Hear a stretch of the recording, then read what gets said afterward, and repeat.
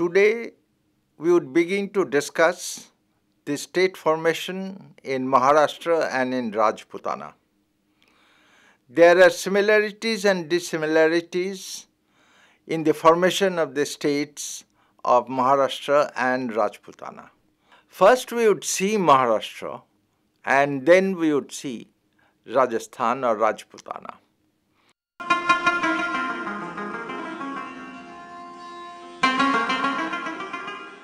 In Maharashtra, the principal architect was Shivaji, as we all know. Shivaji's ancestor Babaji was a patel or a headman of a small village in Pune district. Some of his relatives were employed in Daulatabad. Then his successors, one of the successors, Shahoji, he began to emerge as an important figure during the time of Malik Ambar.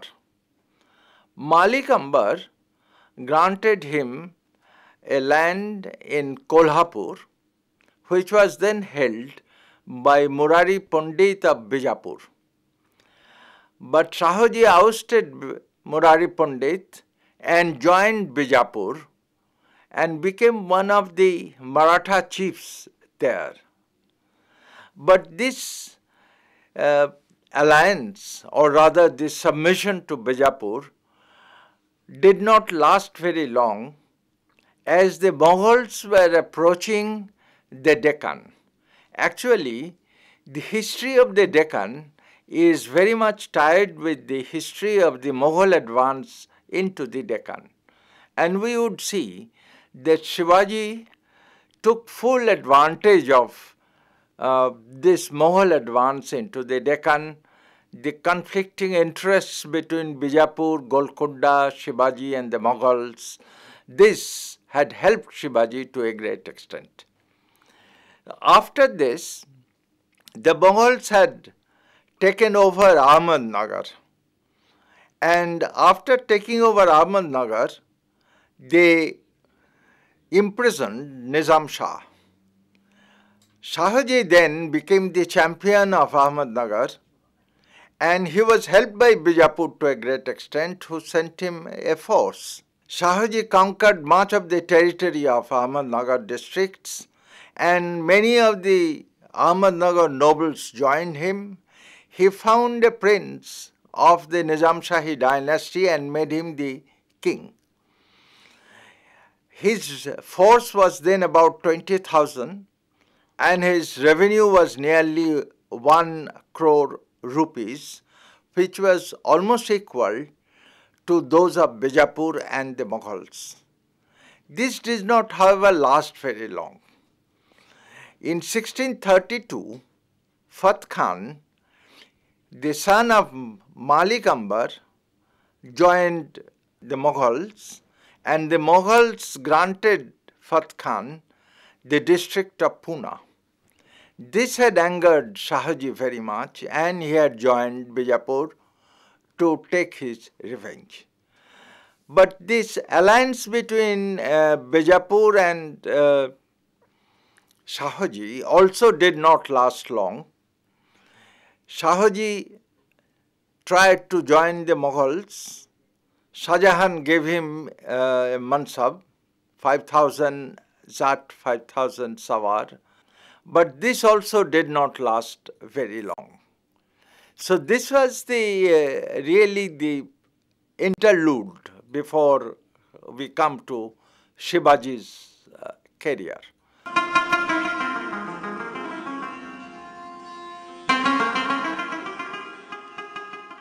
Shivaji, who was living with his mother Jijabai in the fort of Pune, had conquered some of the areas, some of the hill forts, and after the release, he conquered the very important fort of Javli from the Maratha chieftain Chandrakant More, from where he got enough treasure and goods, etc.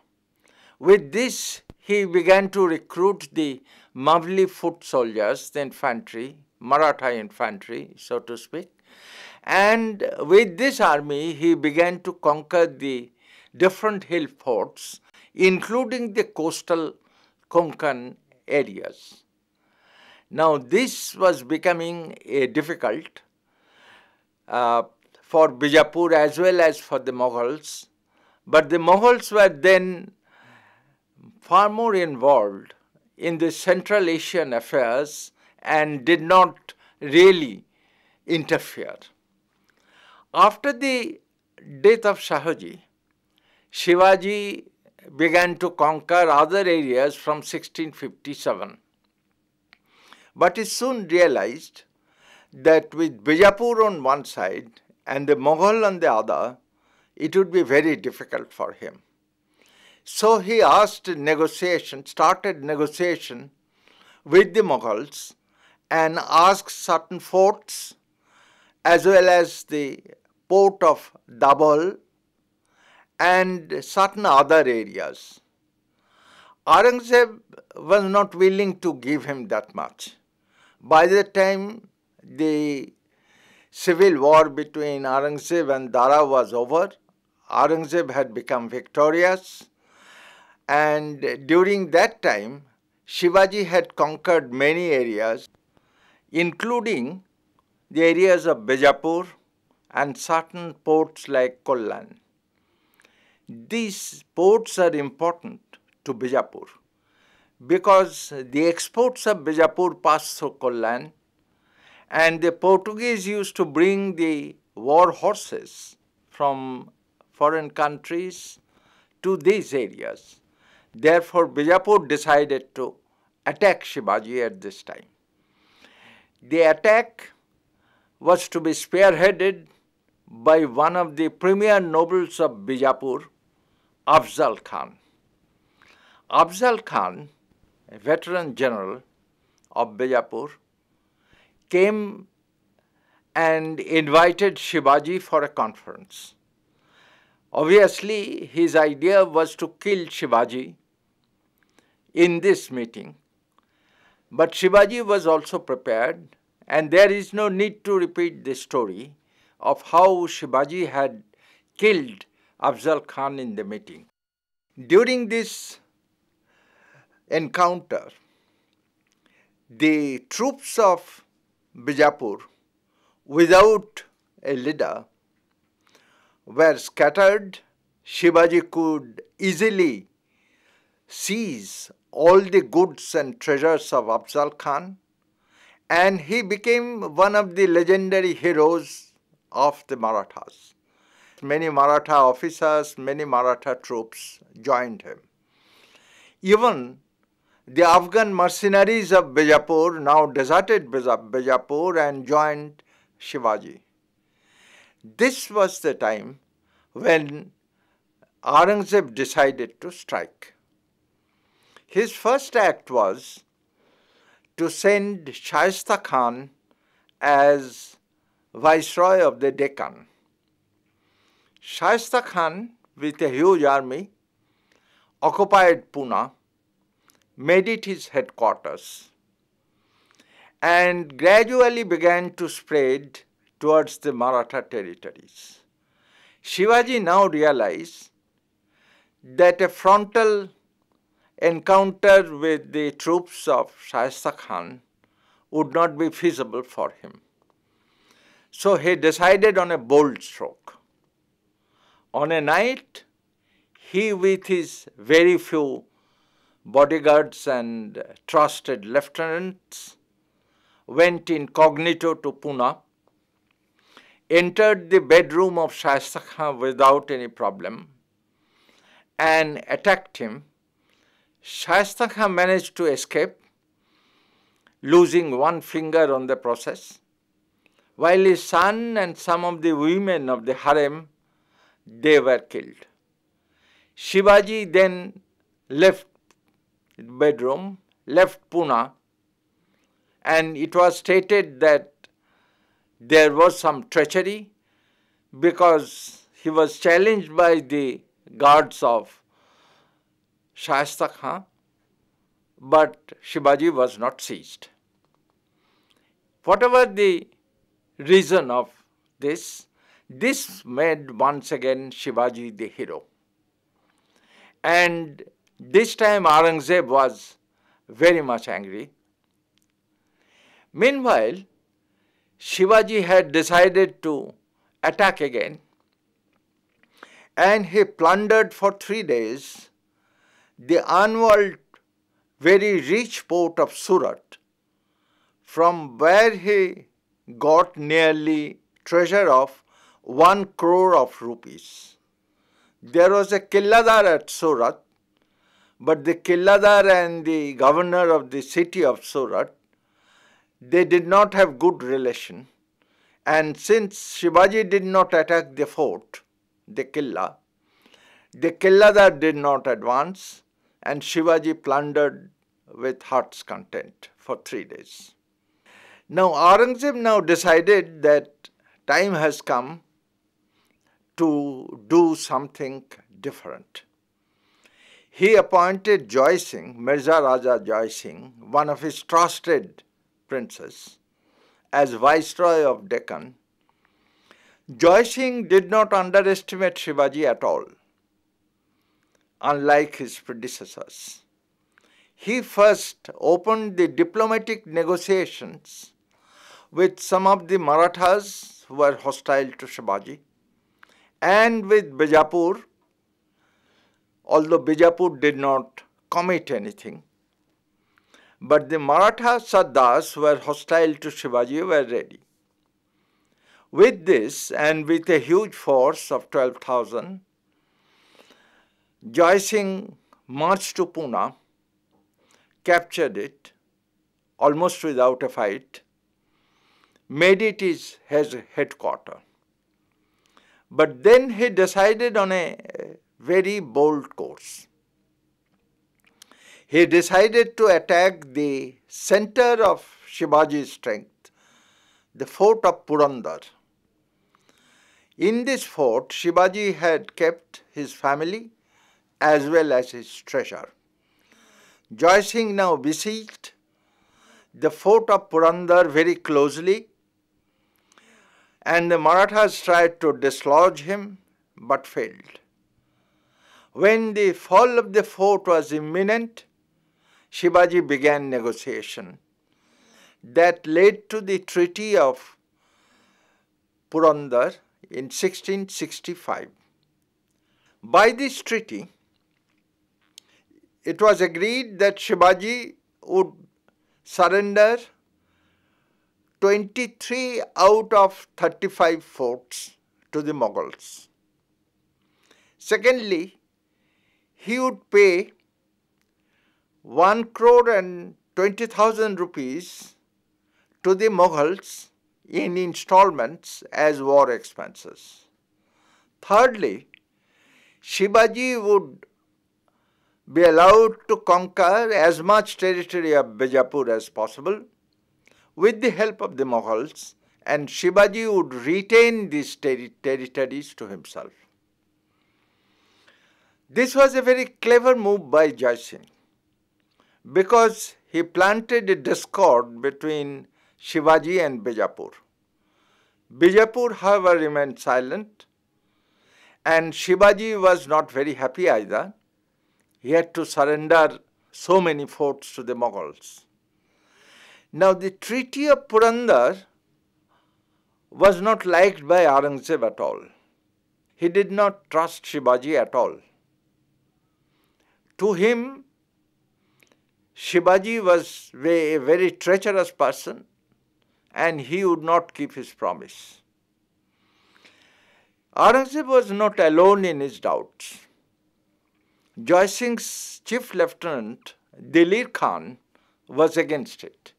As a matter of fact, he had advised Joy Singh that first let us throw Shivaji into the prison and then we'll attack Bijapur. Some of the other chiefs of Joy Singh also were of the same opinion. So when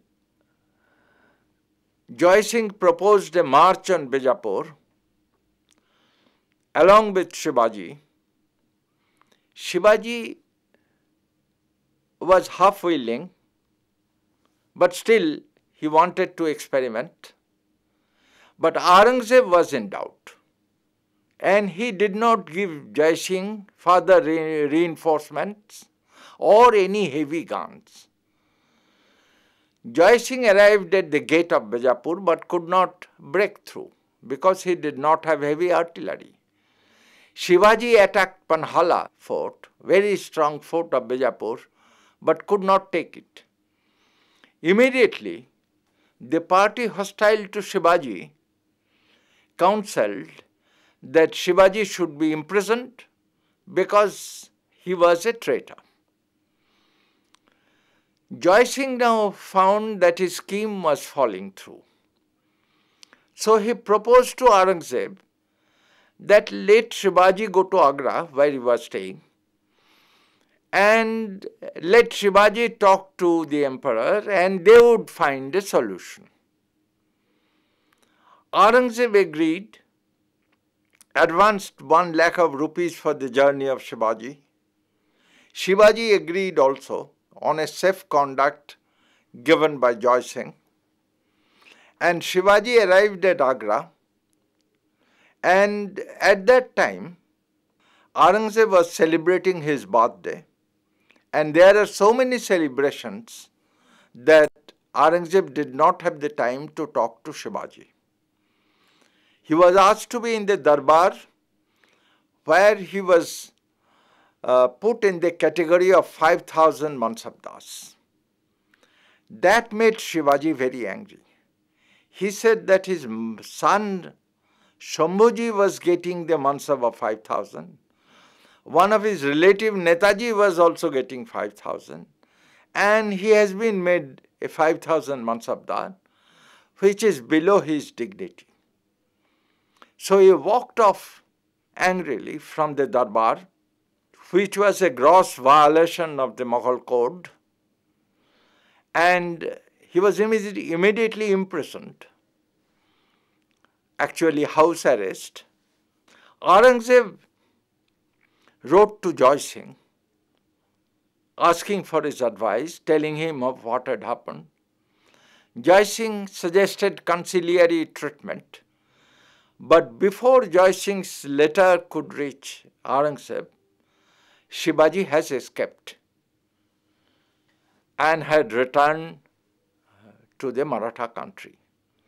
How did he escape is a very well-known story and need not be repeated here.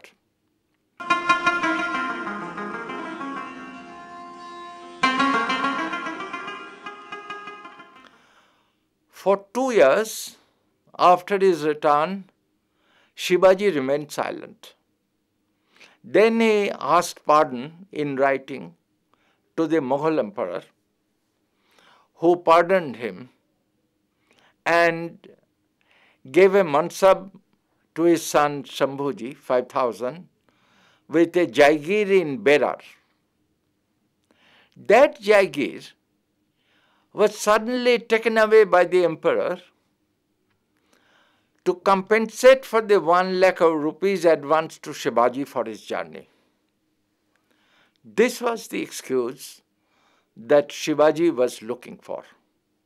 So from 1670 onwards, when Aurangzeb was busy in the Afghan uprising in the northwest, Shivaji began his conquests, and this time in the territory of the Mughals. One after the other fort was conquered by him. Meanwhile, Shivaji had understood that he must have his back properly secured. So he made an agreement with Khawas Khan of Bijapur that he would not invade Bijapur territory and Bijapur will not arrest him or stop him. At the same time, he made an understanding with Golconda. There were 2 Hindu ministers then at Hyderabad, Madanna and Akanna, and Shivaji's agreement was accepted. Shivaji went to Golconda. He was given a very royal treatment, and Golconda agreed to pay him a subsidy of 1 lakh of rupees annually, as well as forces to invade Carnatic. With this money, Shivaji went to the south and went up to Jinji, conquered Jinji, which was to later become a refuge of his son, as we would see. And he left Santaji Ghorpare there of an extensive territory in the south. Then he returned to the Maratha country, and this was the major expedition of Shivaji. Meanwhile, in 1674, Shivaji had declared himself a king of the Marathas. There was a coronation ceremony presided by the priest Ganga Bhatt, who declared Shivaji as a high caste and high-classed Kshatriya. Shivaji took two titles. One is the protector of the Hindu Dharma, and the second one was the jewel of the Kshatriyas. Meanwhile, Shivaji had once again attacked Surat and once again got plenty of money. So with all this, with the coronation behind him, with a large country of Maharashtra practically independent, Bijapur in agreement, Golconda in agreement, Mughals were distant, Shivaji died in 1680. With Shivaji's death, the situation changed to a certain extent. But before we go to that, we see a little bit of the administration of Shivaji.